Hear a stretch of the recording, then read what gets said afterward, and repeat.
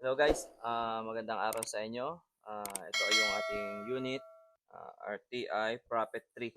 So ito yung Prophet 3, ito yung sumunod sa Prophet 2 syempre at saka doon sa ating mga priest. So pangalawang beses ko nagkaroon nitong Prophet 3, kung ako nagkakamali, matagal na yung nauna. Hihira kasi ang umu-order nito. Then that time ito ay nasa 130 something, ngayon ito ay mas mababa na ng kaunti. Kaya mas affordable na. Tapos ang isa sa feature nitong P3 is yung kanilang barrel. RPB, kung hindi ako nagkakamali, RTI Proprietary Barrel. Ah, Siya ay barrel na pwede lang gumamit ay RTI. Kumbaga piling-pili yung barrel nito. Tapos meron ba tong yung kanyang hammer, adjustable pa. Ang pagka-adjustable niya, saka nung kanyang valve, once na lumabas na yung hangin na kailangan, automatic siyang sumasara. Meron siyang valve assist na tinatawag. So, kung ayaw mo ng mora, kasi medyo mabigat yon, tapos medyo mas mataas yung presyo, P3 yung isa sa masasuggest ko. Kailangan mo lang din siya talaga lagyan ng silencer kasi kung wala siya noon, parang Priest 1 ang tunog. Pangasinan, Malasiki, Pangasinan, kung di ako nagkakamali. Check ko na lang kung maganda yung tama. Then yung kay Sir may kasamang extra magazine, yung design lang ng magazine ay hindi katulad nitong pabilog. Pero pwede rin siyang gamitin ng left and right. Kung gusto mong galawin yung kanyang pressure, pwede mo rin naman gawin yun. May adjustment dito, externally adjustable naman siya. Pero kung hindi ka naman makalikot, okay na ito. So, malambot din yung kanyang hammer. Medyo deep nga lang, pero okay lang siguro yan. Medyo deep. No? Na-adjust din naman to kung ayaw mo ng deep. Ako kasi gusto ko malambot. Konting piga mo, good to go talaga.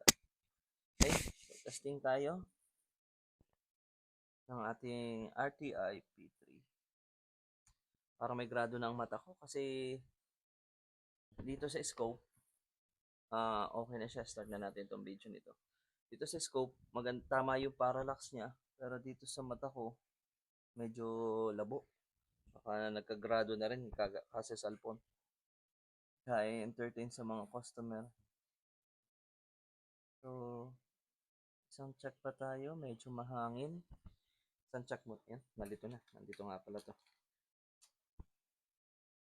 Isang check pa tayo ng kanyang tama.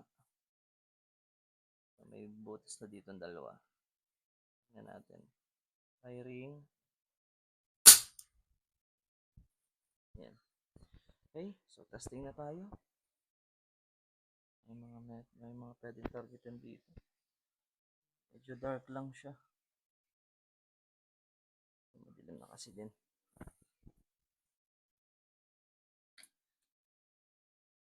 Hindi pa ba ako nagdodoble? Hindi pa naman. Nagdoble na ako eh.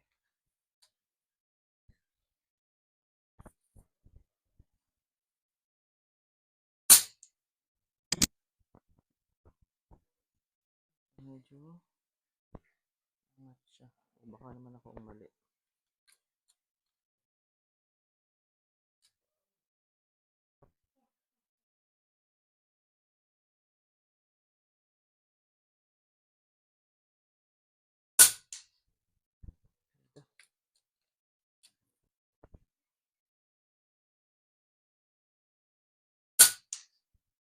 Oh, dapat nagre-record.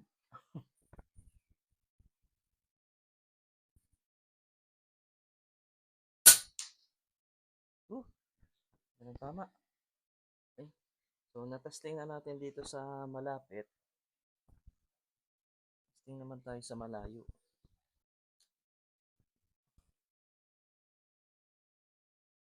Dito muna tayo. Tingnan natin kung sa papatak. So, dito, pumatak siya sa 4, 8, 10. Pumatak siya sa number 10. Naka-hold tayo ng 10 sa ilalim. Tingnan natin. Hit. Ang distance natin ay 98 meters. Wala nang bala.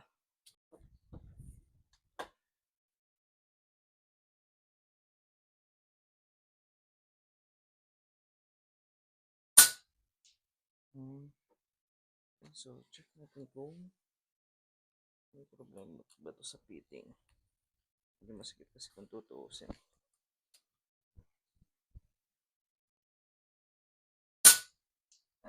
Okay naman.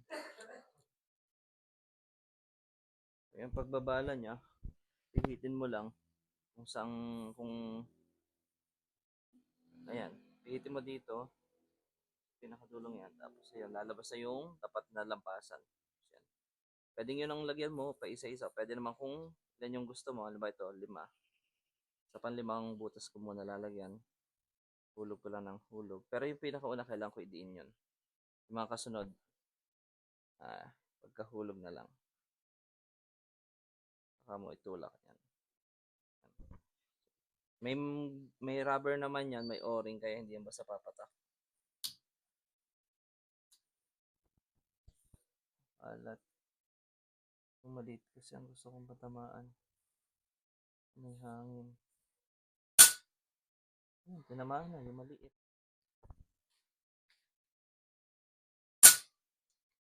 Yung.